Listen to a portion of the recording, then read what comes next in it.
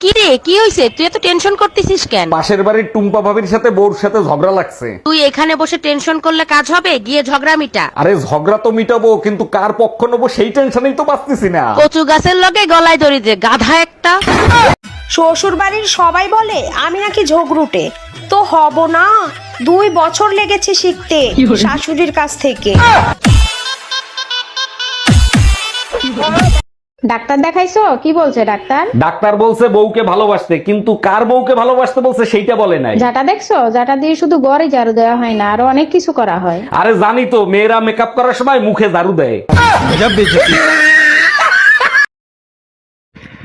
शादी के पहले मुझे आप क्यों जान जान कहते थे क्योंकि तुम जान थी, और अब जानलेवा हो। আজকে তরকারি কেমন হয়েছে? অনেক ভালো হয়েছে, অনেক মজা হয়েছে। তাহলে ছেলে যে বললো ভালো হয় নাই?